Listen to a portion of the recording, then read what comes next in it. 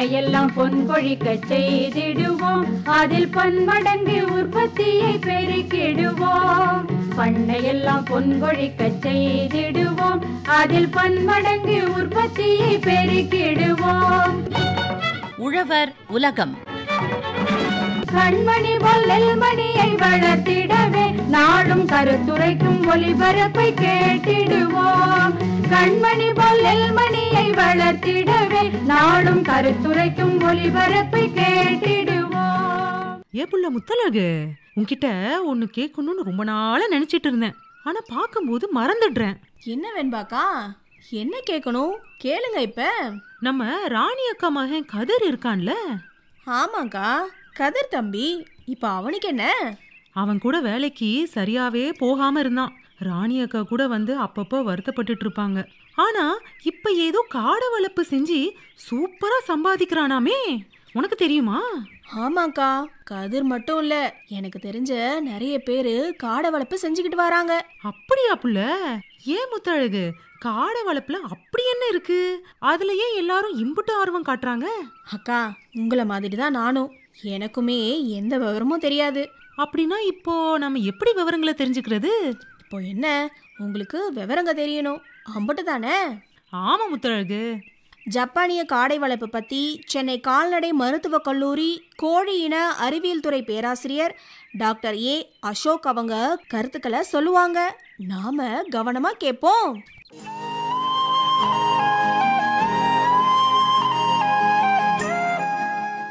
காடை வளர்ப்பு என்பது ஒரு லாபகரமான தொழிலாகும். தொழில் முனைவோர் மற்றும் சிறு அளவிலான விவசாயிகளுக்கு பல வாய்ப்புகளை வழங்குகின்றது. காடைகள் பெரும்பாலும் இறைச்சிக்காக வளர்க்கப்படுகின்றன. ஜப்பானிய காடைகள் இந்தியாவில் முதலில் 1974ஆம் ஆண்டு இசட் நகரில் உள்ள மத்திய கோழி இன நிறுவனத்தில் அறிமுகப்படுத்தப்பட்டன. இவை தமிழ்நாட்டில் 1983ஆம் ஆண்டு சென்னையில் உள்ள கோழி இன ஆராய்ச்சி நிலையத்தில் அறிமுகப்படுத்தப்பட்டது. நந்தனம் காடை 1, நந்தனம் காடை 2 மற்றும் நந்தனம் காடை 3 ஆகிய 3 ஜப்பானிய காடை வகைகள் கோழி இன ஆராய்ச்சி நிலையத்தால் வெளியிடப்பட்டுள்ளது. தற்பொழுது தமிழகத்தில் இறைச்சி வகை காடை உற்பத்தியில் பல ஒருங்கிணைப்பாளர்கள் ஈடுபட்டுள்ளனர். தமிழ்நாட்டில் ஒவ்வொரு வாரமும் சுமார் 7 லட்சம் ஒரு நாள் வயதுள்ள ஜப்பானிய காடை குஞ்சுகள் உற்பத்தி செய்யப்படுவதாக மதிப்பிடப்பட்டுள்ளது. மிக குறைந்த இடத்தில் அதிக எண்ணிக்கையில் காடைகள் வளர்க்கலாம். குறைந்த முதலீட்டில் தொடங்கலாம். காடைகளுக்கு நோய் எதிர்ப்பு திறன் அதிகம். காடைகளை 5 முதல் 6 வாரங்களில் விற்பனை செய்யலாம். மிக குறைந்த அளவு தீவனமே போதுமானது. காடை இறைச்சியில் அதிக அளவு புரதம் 22%, குறைந்த அளவு கொழுப்பும் 5% இருப்பதால் குழந்தைகளுக்கும் பெரியவர்களுக்கும் ஏற்ற உணவாகும். ஊட்டச்சத்து நிறைந்த முட்டை எடை 10 to 14 கிராம் இருக்கும். குஞ்சுகள் பொரிக்கும் பொழுது 9 முதல் 12 கிராம் எடை இருக்கும். சந்தை வயது 4 முதல் 5 வார வயது. சந்தை எடை 200 முதல் 250 கிராம். சந்தை வரை தீவன நுகர்வு 450 முதல் 650 கிராம். சந்தை வரை ஊட்டம் மாற்று விகிதம் FCR 2.3 முதல் 2.7 வரை. ட்ரெஸ்ஸிங் சதவீதம் 72 முதல் முட்டையிடும் வயது 6 முதல் 7 வாரங்கள். இனப்பெருக்க பாலின வீதம் ஒரு ஆண் காடைக்கு 3 பெண் காடை. முட்டை எண்ணிக்கை 7 முதல் 47 வாரங்கள் வரை 220 முட்டைகள் இடும். ஒரு நாளைக்கு முட்டை அல்லது இனவர்த்தி காடை தீவன நுகர்வு 30 முதல் 35 கிராம். சராசரி கருவுறுதல் 24 வாரங்களில் 80 முதல் 90%. சராசரி குஞ்சு பொரிக்கும் திறன் 24 வாரங்களில் 70 to 80%. பண்ணை அமைக்க தேர்வு செய்யும் இடம் புதிய இடமாக, இதற்கு முன் எந்த ஒரு பண்ணையும் அமையாமல் இருத்தல் அவசியம். பண்ணைக்காக தேர்வு செய்யும் இடம் குடியிருப்பு மற்றும் தொழிற்சாலையில் இருந்து தொலைவில் அமைந்திருத்தல் வேண்டும். விற்பனை வாய்ப்புகள் அருகில் உள்ள பகுதியில் அமைந்திருக்க வேண்டும். மேலும் இடுபொருட்கள் மற்றும் விற்பனை பொருட்கள் எடுத்து செல்வதற்கு தேவையான சாலை வசதிகள் இருத்தல் நல்லது. பண்ணை அமைவிருக்கும் இடத்தில் மின்சாரம் மற்றும் குடிநீர் கிடைக்க வேண்டும். பண்ணை அமைக்கும் போது இடம் மேடாகவும் மழைக்காலங்களில் நீர் தேங்காத இடமாகவும் இருத்தல் வேண்டும். பண்ணையை விரிவுபடுத்த போதுமான இடவசதி இருத்தல் நல்லது. முதலாவதாக கூரை. கேபிள் வகை கூரை சாலை சிறந்தது. கூரையின் மையப்பகுதியில் வெப்பக்காற்று வெளியேற இடைவேளை அவசியம். அஸ்திவாரம். ஓலை கூரை வீடுகள் தவிர பிற கூரை வீடுகள் தேவையான அஸ்திவாரம் அமைத்தல் வேண்டும். தரை. கான்கிரீட் தரை அமைத்தல் நல்லது. சுவர்கள் மழைநீர் கசியாத தரமான பொருட்களால் கட்டப்பட வேண்டும். பண்ணை வீடு அமைக்க திட்டம். அமைப்பு. பண்ணை வீட்டு நீளப்பகுதி கிழக்கு மேற்காக அமைக்க வேண்டும். பண்ணை வீடு காற்று வீசும் திசைக்கு குறுக்கே அமைத்தல் நன்று. 2 பண்ணை வீட்டுகளுக்கும் இடையே உள்ள இடைவேளை குறைந்தபட்சம் 30 அடியாக இருக்க வேண்டும். பண்ணை வீட்டின் அகலம். நமது நாட்டின் தட்பநிலைக்கு ஏற்ப பண்ணை வீட்டின் பக்கங்களில் காற்று சென்று வர ஏதுவாக கம்பி வலை வைத்திருப்பார்கள். இவ்வாறு உள்ள வீடுகளில் அகலம் 30 அடிக்கு மேல் இருக்கக்கூடாது. அதிக அளவு வெப்பம் மற்றும் சார்பு ஈரப்பதம் உள்ள இடங்களில் வீட்டின் அகலம் குறைவாக இருத்தல் அவசியம். பண்ணை வீட்டின் நீளம் நமது தேவைக்கு ஏற்ப நீளமாக அமைத்துக் கொள்ளலாம். நீளமான வீடுகளில் ஆங்காங்கே வீட்டின் பக்கவாட்டு சுவர்களில் கதவுகள் அமைத்துக் கொள்வது அவசியம். பண்ணை வீடில் உயரம் பயன்படுத்தும் கூரையை பொறுத்தே அமையும். பொதுவாக உயரம் 10 முதல் 12 அடி வரை இருக்க வேண்டும். ஓலை கூரையை பயன்படுத்தும் பொழுது கொட்டகையின் உயரம் 15 அடியாக இருத்தல் அவசியம். பண்ணை வீடுகளில் கூண்டு முறையில் வளர்க்கும் போது அதன் உயரம் 15 அடி இருக்க வேண்டும். கம்பி வலையுடன் கூடிய பக்கவாட்டு சுவர்களின் உயரம் 5 முதல் 7 அடியாக இருத்தல் அவசியம். பக்கவாட்டு சுவரின் உயரம் 1.5 அடியாக இருத்தல் நன்று. சுவரின் மேலே 5 அடி உயர கம்பி வலையை பொருத்த வேண்டும். சுவரின் அகலம் 4 முதல் 5 அங்குலமாக இருக்க வேண்டும். பக்கவாட்டு சுவரின் மேல் அமையும் கூரையின் நீளம் 3 அடிக்கு குறையாமல் இருக்குமேயானால் மழைநீர் உட்புகாதவாறு தடுக்க முயலும். கதவுகள் வெளிப்புறமாக திறக்குமாறு அமைத்தல் அவசியம். மின் விளக்குகள் அமைக்கும் முறை. தரையிலிருந்து 7 முதல் 8 அடி உயரத்தில் அமைக்கவும். 2 மின் விளக்குகளுக்கு இடையே 15 அடி இடைவெளி தேவை.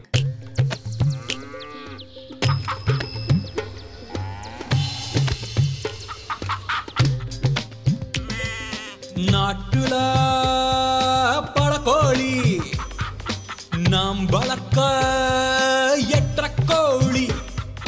தானு வாசு தந்த கோழி நந்தனோ கினி கோழி. தானு வாசு தந்த கோழி நந்தனோ கினி கோழி.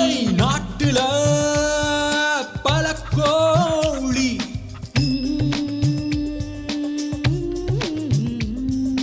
புறக்கடை வளர்ப்புக்கும் புரதச்சத்து தேவைக்கும் பொருளாதார மேன்மைக்கும் புது புது ரக கோழி.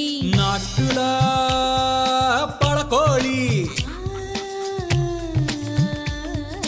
கூரஞ்ச செலவுல கூடுதலா எடை கிடைக்கும். ஏழை மக்களுக்கு ஏற்றம் தரும் கினி கோழி. ஏழை மக்களுக்கு ஏற்றம் தரும் கினி கோழி. தானு வாசு தந்த கோழி நந்தனோ கினி கோழி. தானு வாசு தந்த கோழி நந்தனோ கினி கோழி.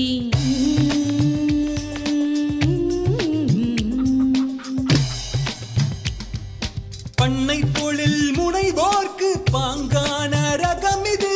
மிகு சுவை இறைச்சி தரும் மேம்பட்ட ரகம் இது. ஆயுள் அதிகமுள்ள ஆற்றல் மேம்பட்ட முத்து வண்ண கினி கோழி முட்டை வைக்கும் வருஷம் எல்லாம். நாட்டுல பழக்கோழி நாம் வளர்க்க ஏற்ற கோழி. ஏற்ற கோழி. தானு வாசு தந்த கோழி நந்தனோ கினி கோழி. தானு வாசு தந்த கோழி நந்தனோ கினி கோழி. குஞ்சுகள் வருவதற்கு முன்பு செய்யப்பட வேண்டியவை. குஞ்சுகள் வருவதற்கு ஒரு வாரம் முன்பே வீட்டையும் உபகரணங்களையும் சுத்தம் செய்து வேண்டும். முதலில் வீட்டில் உள்ள ஆழ்குளத்தை அப்புறப்படுத்த வேண்டும். உட்புற சுவர்களையும் சுத்தம் செய்ய வேண்டும். பின்னர் தரமான கிருமி நாசினி கொண்டு சுத்தம் செய்தல் அவசியம்.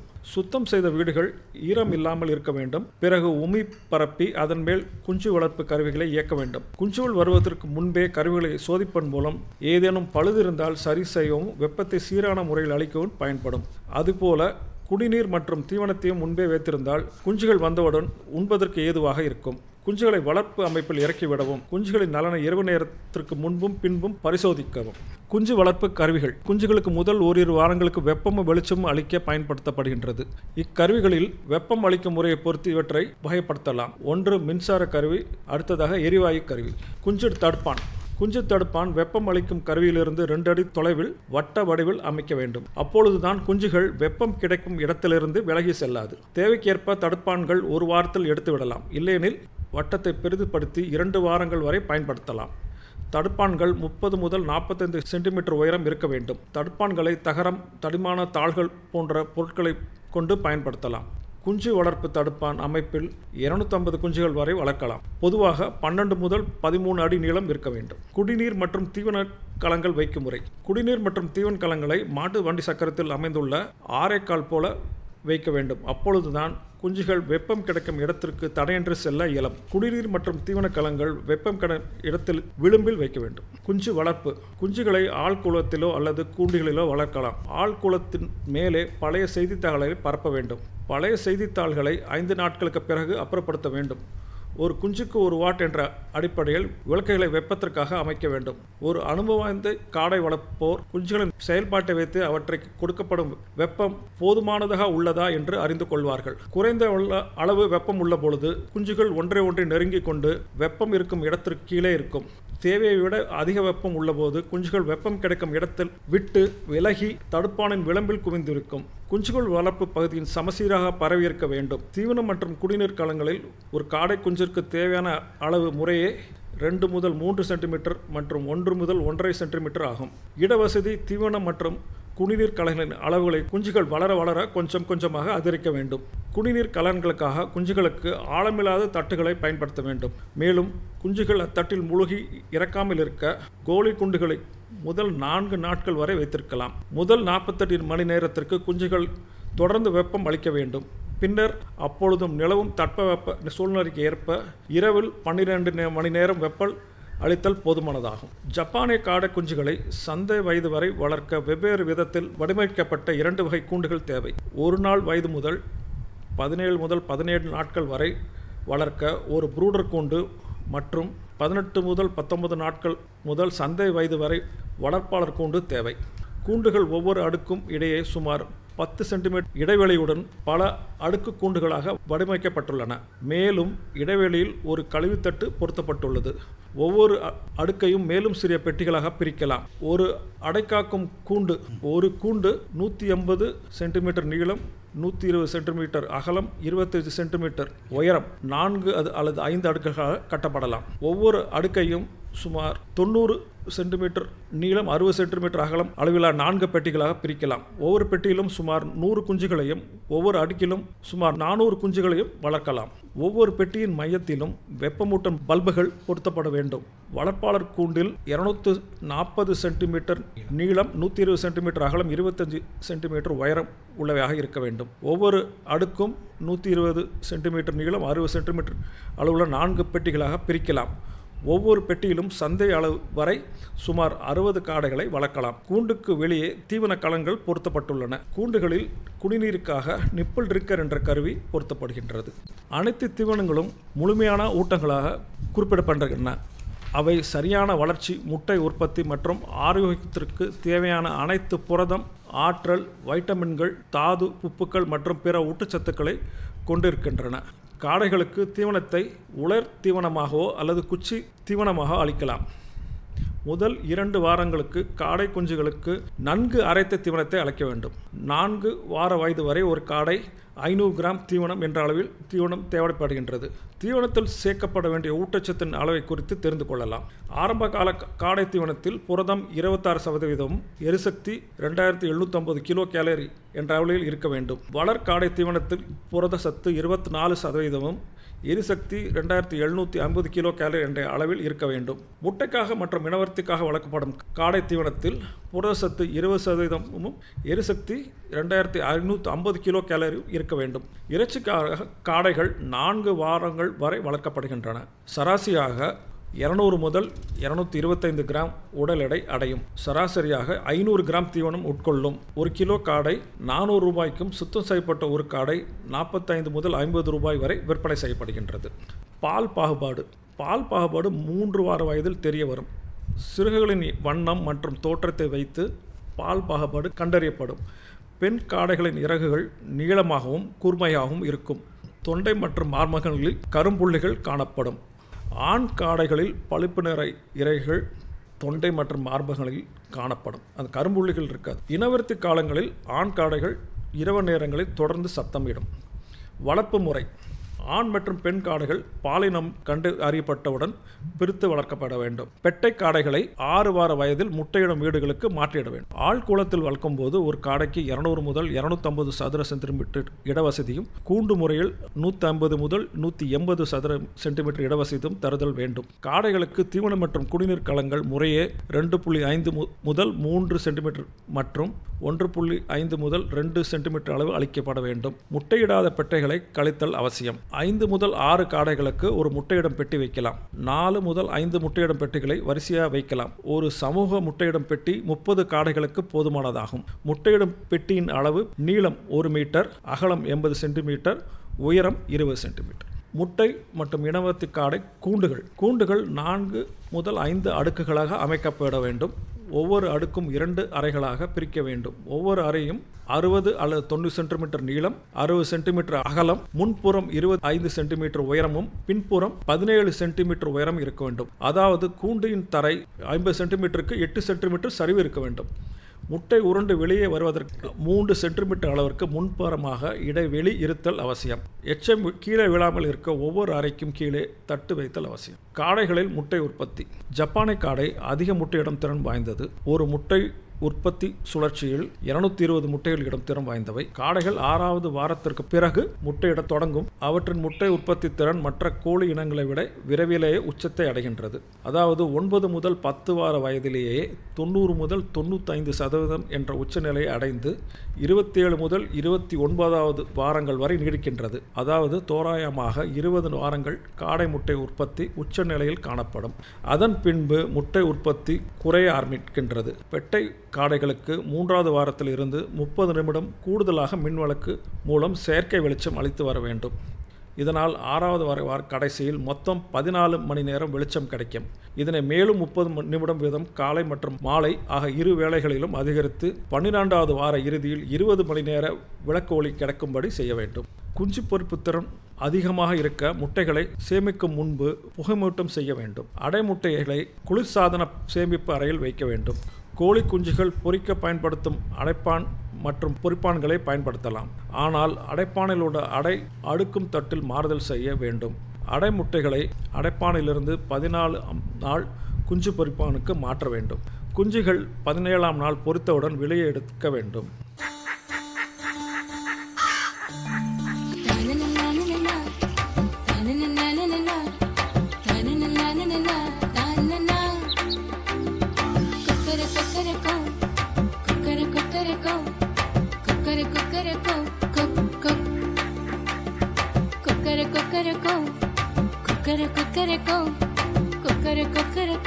சேவலே வைகரை பொழுதினிலே வாய் திறந்து கூவுவே, இன்னும் கூவலே என்னவா?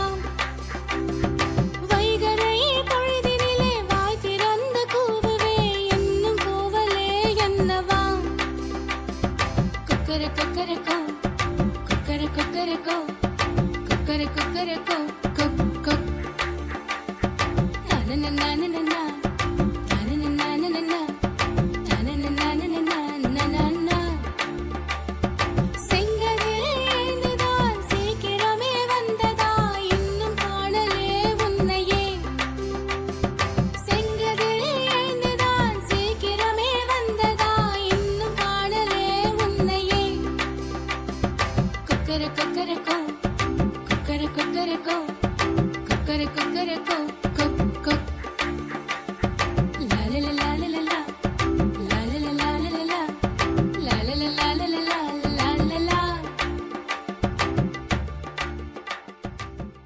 முதலில் நோய் தடுப்பு முறைகள். அதிதீவிர தனிமைப்படுத்துதல் முறையை கடைபிடித்தல், வாகனங்கள் மற்றும் பார்வையாளரின் வருகையை கட்டுப்படுத்தல், தரமான ஜப்பானிய காடை குஞ்சுகளை மட்டுமே குஞ்சு பொரிப்பானிலிருந்து பெறுதல், நோய்வாய்ப்பட்டுள்ள தாய் காடை பண்ணைகளிலிருந்து குஞ்சுகளை பெறக்கூடாது, சுத்தமான குடிநீர் மற்றும் தீவனம் அளிக்க வேண்டும். மழைக்காலங்களில் பண்ணை வீடுகளுக்கு அருகில் மழைநீர் தேங்குவதை தவிர்க்க வேண்டும். நோய் தடுப்பு மருந்துகள் அளித்தல் அவசியம். நோய் அறிகுறிகள் தென்படும் காடைகளை அப்புறப்படுத்தி சிகிச்சை அளித்தல், பின பரிசோதனை செய்து இறப்பிற்கான காரணத்தை கண்டறிந்து நோய் பரவாமல் தடுத்தல், பண்ணை வீடுகளில் எலிகள் வராமல் தடுத்தல், காடைகளை விற்பனை செய்த பிறகு ஆழ்குளத்தை அப்புறப்படுத்த வேண்டும். வீட்டை நன்றாக கிருமி நாசினி கொண்டு சுத்தம் செய்ய வேண்டும். காடைகளில் நலனை கண்காணிக்க பண்ணையில் நோய் கிருமிகளின் நிலையை பரிசோதிக்க வேண்டும். மேலும் தடுப்பூசிகள் செயல்படுகின்றனவா என்று நோய் எதிர்ப்பு திறனை பரிசோதனை செய்ய வேண்டும். குடற்புண் கழிச்சல் நோய்.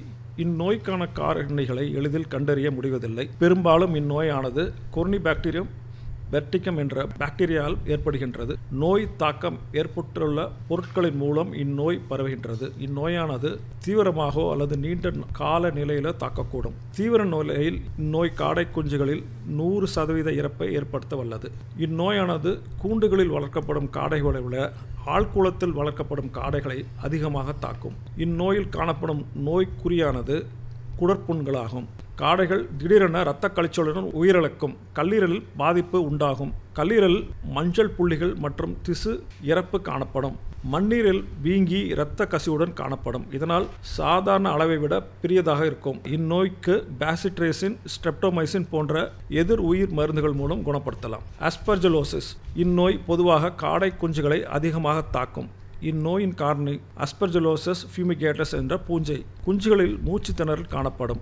இந்நோயின் முக்கிய அறிகுறிகளாக காய்ச்சல், தீவனம் உட்கொள்ளும் அறிவு குறைதல், தாகம் மற்றும் உடல் மெலிந்திருக்கும். கண் இமைகள் வீக்கத்துடன் காணப்படும்.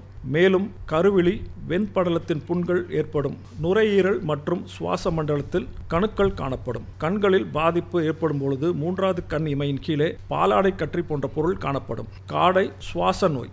இந்நோய் பொதுவாக குஞ்சுகளின் சுவாச மண்டலத்தை தீவிரமாக தாக்கும். இந்நோயின் அறிகுறிகள் இருமல், தும்மல், மூக்கிலிருந்து சளி வடிவதாகும்.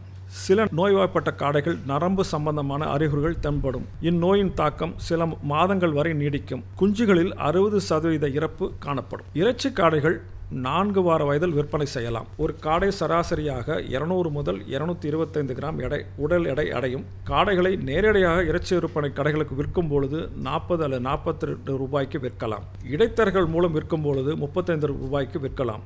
குஞ்சு, தீவனம் மற்றும் இதர செலவுகள் சேர்த்து ஒரு காடை உற்பத்தி செய்ய சராசரியாக 30 ரூபாய் செலவாகிறது.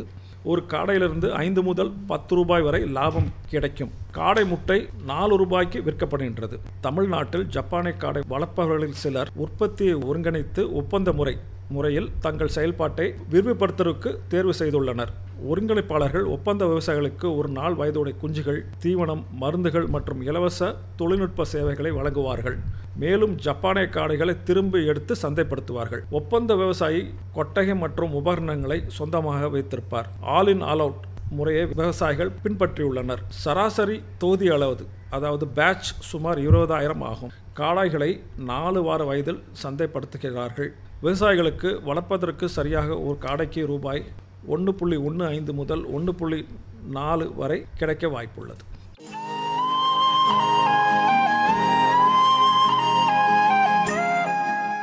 என்ன வெண்பாக்கா, ஜப்பானிய காடை வளர்ப்பு பத்தி சென்னை கால்நடை மருத்துவக் கல்லூரி கோழி இன அறிவியல் துறை பேராசிரியர் டாக்டர் ஏ அசோக் அவங்க சொன்ன தகவல்களை கேட்டிங்களா? காடை வளர்ப்புல ஏன் எல்லாரும் இம்புட்டு ஆர்வம் காட்டுறாங்கன்னு இப்ப புரிஞ்சிருக்குமே. நல்லா தெரிஞ்சுக்கிட்டேன் புள்ள. ஜப்பானிய காடை அதிக முட்டை போடுமாமே. அது மட்டும் இல்லாம மத்த கோழி இனங்களை விட விரைவான முட்டை உற்பத்தி தருதாமே. ஆமாக்கா, இதுல அதிக அளவு புரதம், குறைஞ்ச அளவு கொழுப்பு இருக்கிறதுனால குழந்தைகளுக்கும் பெரியவங்களுக்கும் சத்தான ஒரு இறைச்சி உணவா இருக்கு. அது மட்டும் இல்லாம குறைஞ்ச முதலீடு, குறைஞ்ச காலம், குறைஞ்ச தீவனம், முக்கியமா நோய் எதிர்ப்பு திறனும் அதிகம். அதனாலதான் காடை வளர்ப்பு இப்ப அதிகரிச்சுட்டு வருதுக்கா. முத்தழகு, அப்ப நாமளும் ஜப்பானிய காடை வளர்ப்பு செய்யறோம். அது மூலமா நல்ல லாபத்தையும் பாக்குறோம். என்ன நான் சொல்றது? வெண்பாக்கா சொன்னா வேணாம் நான் சொல்ல போறேன். அப்படியே செஞ்சு விடுவோம். இனி தொடர்வது வேளாண் செய்திகள். நெல் சாகுபடியில் பாய்ச்சலும் காய்ச்சலுமான நீர் மேலாண்மை. இந்தியாவின் மக்கள் தொகை பெருக்கம் வேகமாக வளர்ந்து கொண்டு வருகின்றது. ஒவ்வொரு வருடமும் வளர்ந்து கொண்டிருக்கும் மக்கள் தொகைக்கு ஏற்ப உணவு தேவையை போக்குவதற்கு இந்தியா ஒவ்வொரு வருடமும் 3% நெல் உற்பத்தியை அதிகரிக்க வேண்டியுள்ளது. நகரமயமாக்கலின் காரணமாக வேளாண் நிலங்களின் அளவு ஒருபுறம் குறைந்து கொண்டும் நாளுக்கு நாள் நீர் பற்றாக்குறையும் அதிகரித்து கொண்டு வருகின்றது. நாம் பயன்படுத்தும் மொத்த நீரின் அளவில் 70% வேளாண்மைக்கு பயன்படுத்தப்படுகின்றது. நெல் சாகுபடியில் நீராவியாதல் மற்றும் ஆழமான நீர் ஊடுருவல் மூலம் 50 முதல் 80% பாசன நீர் வீணாகிறது. மேம்படுத்தப்பட்ட பாசன முறைப்படி நெல் சாகுபடி செய்யும் பொழுது 700 முதல் 1500 மில்லிமீட்டர் தண்ணீர் போதுமானது. ஆனால் நடைமுறையில் விவசாயிகள் 2000 மில்லிமீட்டர் வரை பயன்படுத்துகின்றனர். 1 கிலோ அரிசி உற்பத்தி செய்வதற்கு மேட்டு நிலப்பகுதிகளில் 2500 லிட்டர் தண்ணீரும், தாழ்வு நிலப்பகுதிகளில் அதாவது டெல்டா பகுதியில் 3500 முதல் 5000 லிட்டர் தண்ணீரும் பயன்படுத்தப்படுகின்றன. உலக அளவில் நெல்லில் பயிர் நீராவியாதலின் அளவு கோதுமை உற்பத்திக்கு தேவைப்படும் நீருக்கு சமமானது என்று குறிப்பிட்டுள்ளனர். ஆகவே இந்த முறையில் நெல் சாகுபடி செய்தால் இனிவரும் காலங்களில் நெல் சாகுபடி செய்வது ஒரு கடினமான செயலாக அமையும். மேலும் 2025 15 முதல் 20 மில்லியன் நெல் சாகுபடி பரப்பளவு நீர் பற்றாக்குறையினால் குறையும் அபாயம் உள்ளது. எனவே தண்ணீரை சேமிக்கவும் விளைச்சலை அதிகரிக்கவும் பயிரின் நீர் தேவையை அறிந்து நீர்ப்பாசனம் செய்ய வேண்டும். இத்தகைய சூழ்நிலையை எதிர்கொள்வதற்கும் உற்பத்தி திறனை மேம்படுத்துவதற்கும் வேளாண் விஞ்ஞானிகளால் உருவாக்கப்பட்ட ஒரு தொழில்நுட்பமே நெல் பயிரில் நீர்மறைய நீர்ப்பாசனம் ஆகும். நீர்மறைய நீர்ப்பாசனம் மூலம் பயிரின் வேர் பகுதியில் நல்ல காற்றோட்டத்தை ஏற்படுத்த முடிகின்றது. நீர்மறைய நீர்ப்பாசனம் செய்வதன் மூலம் 30 முதல் 50% நீர் தேவையை குறைக்கலாம். நைட்ரஜன் மற்றும் அங்கக சத்துக்களின் பயன்பாட்டு திறன் அதிகரிக்கப்படுகின்றது. பாய்ச்சலும் காய்ச்சலுமான நீர்ப்பாசனம் நடவு செய்த 1 வாரம் அல்லது 10 நாட்களில் தொடங்க வேண்டும். இம்முறையில் வயலின் நீர் மட்டத்தை அளவிட்டு அதற்கேற்ப நீர்ப்பாசனம் செய்ய வேண்டும். வயலில் உள்ள நீர்மட்டத்தை அளவிடுவதற்கு நீர் குழாய் பயன்படுத்தப்படுகிறது. இந்த அமைப்பானது 30 சென்டிமீட்டர் உயரத்தையும் 10 முதல் 15 சென்டிமீட்டர் விட்டத்தையும் கொண்ட PVC குழாய் ஆகும்.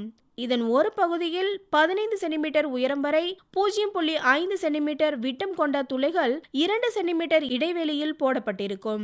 வயலின் நீர்மட்டத்தை அளவிடுவதற்கு இந்த நீர்மட்ட அளவிடும் குழாய் வயலின் மத்திய பகுதியில் அல்லது எளிதாக நீர்மட்டத்தை அளவிடுவதற்கு ஏற்ற இடத்தில் மண்ணிற்கு அடியில் 20 சென்டிமீட்டர் ஆழத்தில் புதைக்கப்படுகின்றது.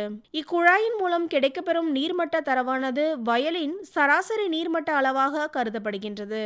நீர்மட்டம் தரையிலிருந்து 15 சென்டிமீட்டர் மட்டத்திற்கு கீழ் செல்லும் பொழுது நீர்ப்பாசனம் வழங்கப்பட வேண்டும். பூத்தலுக்கு 1 வாரத்திற்கு முன் அல்லது பின்பாசன நீர் தரைக்கு மேல் 5 சென்டிமீட்டர் மட்டத்திற்கு நிறுத்தி வைக்க வேண்டும். நீர்மறைய நீர்ப்பாசனத்தின் இடைவெளி அந்த பகுதியின் மழை பொழிவு, மண் வகை, பருவகாலம் ஆகியவற்றை பொறுத்து மாறுபடும். இதன் ஆராய்ச்சி முடிவுகள் தமிழ்நாடு வேளாண்மை பல்கலைக்கழகம், இந்திய வேளாண் ஆராய்ச்சி கழகம் மற்றும் ஐக்கிய நாடுகளின் உணவு மற்றும் வேளாண் அமைப்பு ஆகிய நிறுவனங்கள் நீர் மேலாண்மை ஆராய்ச்சிகளை நெல்லில் மேற்கொண்டது.